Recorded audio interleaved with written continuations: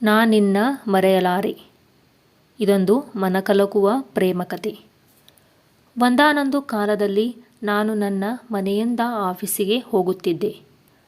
ನನ್ನ ಮನೆಯಿಂದ ಆಫೀಸ್ಗೆ ಹೋಗುವ ದಾರಿಯಲ್ಲಿ ತುಂಬ ನಿರ್ಜನವಾದ ರಸ್ತೆಯಿತ್ತು. ಸ್ವಲ್ಪ ದೂರದಲ್ಲಿ ಯಾರೂ ವಾಸಿಸುತ್ತಿರಲಿಲ್ಲ.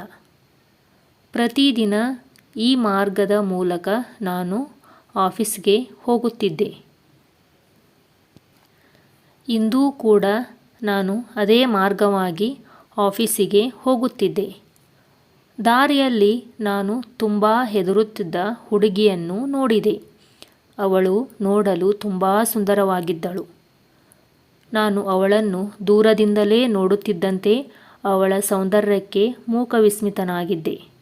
ಆದರೆ ಏಕೋ ಅವಳು ತುಂಬ ಭಯಗೊಂಡಿದ್ದಳು. ಅವಳು ಭಯಗೊಂಡಿದ್ದನ್ನು ನೋಡಿ ನಾನು ಅವಳ ಬಳಿಗೆ ಹೋಗಿ ಏನಾಯಿತು ಎಂದು ಕೇಳಿದೆ. ಹುಡುಗಿ ಕೆಲವು ಹುಡುಗರ ಕಡೆಗೆ ಕೈ ಮಾಡಿ ತೋರಿಸಿದಳು. ನನಗೆ ಅರ್ಥವಾಯಿತು. ನಾನು ಆ ಹುಡುಗಿಯನ್ನು ನನ್ನೊಂದಿಗೆ ಕರೆದುಕೊಂಡು ಆ ಹುಡುಗರ ಬಳಿಗೆ ಹೋದೆ. ನಾನು ಆ ಹುಡುಗರನ್ನು ಕೇಳಿದೆ, ನಿಮಗೆ ನಾಚಿಕೆಯಿಲ್ಲವೇ? ನಿಮ್ಮ ಮನೆಯಲ್ಲಿ ನಿಮಗೆ ಅಕ್ಕ ತಂಗಿಯರಿಲ್ಲವೇ ಎಂದು ಬೈದೆ. ನನ್ನ ಮಾತನ್ನು ಕೇಳಿ ಆ ಹುಡುಗರಿಗೆ ತಮ್ಮ ತಪ್ಪಿನ ಅರಿವಾಯಿತು. ಅವರು ಹುಡುಗಿಗೆ ಕ್ಷಮೆಯಾಚಿಸಿದರು. ನಂತರ ನಾನು ಆಫೀಸ್ ಕಡೆಗೆ ಹೋಗಲು ಆರಂಭಿಸಿದೆ. ಹುಡುಗಿ ನನ್ನನ್ನು ತಡೆದು ಕೇಳಿದಳು, ನಾನು ಇಲ್ಲಿಗೆ ಹೊಸಬಳು, ನನಗೆ ವಾಸಿಸಲು ಬಾಡಿಗೆ ಮನೆ ಬೇಕು, ನೀವು ನನಗೆ ಸಹಾಯ ಮಾಡಬಹುದೇ ಎಂದು ಕೇಳಿದಳು. ಅದಕ್ಕೆ ನಾನು ಸರಿ ಅಂದೆ. ನಮ್ಮ ಮನೆಯಲ್ಲಿ ಒಂದು ಖಾಲಿ ಕೋಣೆ ಇತ್ತು. ನೀನು ನನ್ನ ಮನೆಗೆ ಬಾ, ನಿನಗೆ ಇಷ್ಟವಾದರೆ ಅಲ್ಲೇ ಇರು, ನಿಮಗೆ ಇಷ್ಟವಿಲ್ಲದಿದ್ದರೆ ನಾನು ನಿಮಗೆ ಇನ್ನೊಂದು ಮನೆಯನ್ನು ತೋರಿಸುತ್ತೇನೆ ಎಂದು ಹೇಳಿದೆ. ಈಗ ನಾನು ಮತ್ತು ಹುಡುಗಿ ಮನೆ ಕಡೆಗೆ ಹೊರಟೆವು. ದಾರಿಯಲ್ಲಿ ನನಗೆ ಏನೂ ಹೇಳಲು ಸಾಧ್ಯವಾಗಲಿಲ್ಲ. ನಾನು ಮಾತನಾಡಲು ಬಯಸಿದ್ದೆ, ಆದರೆ ಸಾಧ್ಯವಾಗಲಿಲ್ಲ. ಆಗ ಅವಳನ್ನು ಕೇಳಿದೆ, ನಿನ್ನ ಹೆಸರು ಏನೆಂದು. ಅದಕ್ಕೆ ಅವಳು ಉಮಾ ಎಂದು ಹೇಳಿದಳು. ಅವಳು ಕೂಡ ನನಗೆ ನನ್ನ ಹೆಸರನ್ನು ಕೇಳಿದಳು. ನಾನು ರವಿ ಎಂದು ಹೇಳಿದೆ. ಅಷ್ಟೊತ್ತಿಗಾಗಲೇ ನಾವು ಮನೆ ತಲುಪಿದ್ದೆವು. ಉಮಾ ನನ್ನ ಮನೆಯನ್ನು ನೋಡಿದಳು. ಅವಳು ವಾಸಿಸಬೇಕಾದ ಕೋಣೆಯನ್ನು ನೋಡಿದಳು. ಉಮಾಗೆ ಆ ಕೋಣೆ ತುಂಬ ಇಷ್ಟವಾಯಿತು.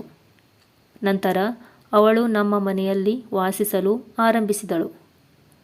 ನಾನು ಅವಳನ್ನು ನೋಡಿದಾಗಲೆಲ್ಲ ನಾನು ಅವಳಿಂದ ಏನೋ ಆಕರ್ಷಿತನಾಗುತ್ತಿದ್ದೆ. ಆದರೆ ಅವಳಲ್ಲಿ ಆ ರೀತಿ ಭಾವನೆ ಇತ್ತೋ ಇಲ್ಲವೋ ನನಗೆ ತಿಳಿದಿರಲಿಲ್ಲ.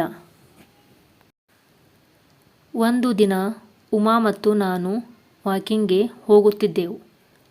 ಇವತ್ತು ಉಮಾ ಹತ್ತಿರ ನನ್ನ ಭಾವನೆಗಳನ್ನು ಹೇಳುತ್ತೇನೆ ಎಂದು ನಿರ್ಧರಿಸಿದ್ದೆ.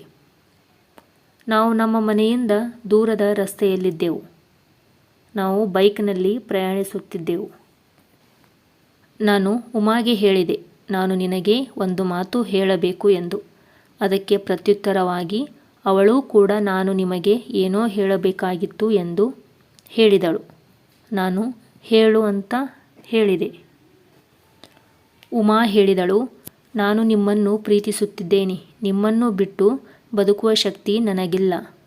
ನಿಮ್ಮನ್ನು ನೋಡಿದ ಮೊದಲ ನೋಟದಲ್ಲೇ ನನ್ನ ಮನಸ್ಸನ್ನು ಕದ್ದು ಬಿಟ್ಟಿರಿ.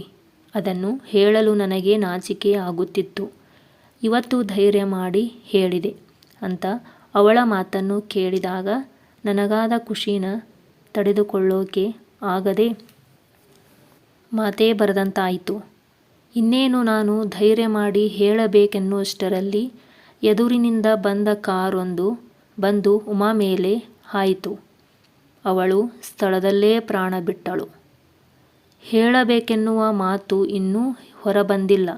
ಅಷ್ಟರಲ್ಲಿ ಕೇಳಿಸಿಕೊಳ್ಳುವವರೇ ಬಿಟ್ಟು ಹೋದ ಮೇಲೆ ನನ್ನ ಬದುಕೇ ನನಗೆ ಬೇಸರ ಅನಿಸಿತು. ಆದರೆ ನನ್ನ ಗೆಳೆಯರ ಧೈರ್ಯದ ಮಾತುಗಳು ನನ್ನನ್ನು ಪುನಃ ಬದುಕಿಸಿದವು. ಆದರೆ ಅವಳ ಆ 2-3 ದಿನ ನನ್ನೊಂದಿಗೆ ಇದ್ದ ಅವಳ ನೆನಪುಗಳು ಮಾತ್ರ ನನ್ನಿಂದ ಮರೆಯಲು ಆಗದು. ಫ್ರೆಂಡ್ಸ್, ಈ ಕತೆ ನಿಮಗೆ ಇಷ್ಟ ಆದ್ರೆ ದಯವಿಟ್ಟು ಒಂದು ಲೈಕ್ ಮಾಡೋದನ್ನು ಮರಿಬೇಡ್ರಿ. ಹಾಗೆ ಚಾನಲ್ಗೆ ಸಬ್ಸ್ಕ್ರೈಬ್ ಮಾಡ್ಕೊಂಡು ನೋಡಿ. ಮತ್ತು ನಾನು ಮುಂದಿನ ವಿಡಿಯೋದೊಂದಿಗೆ ನಿಮಗೆಲ್ಲ ಭೇಟಿಯಾಗ್ತೀನಿ ಫ್ರೆಂಡ್ಸ್. ಅಲ್ಲಿ ತನಕ ಎಲ್ಲರಿಗೂ ಬಾಯ್.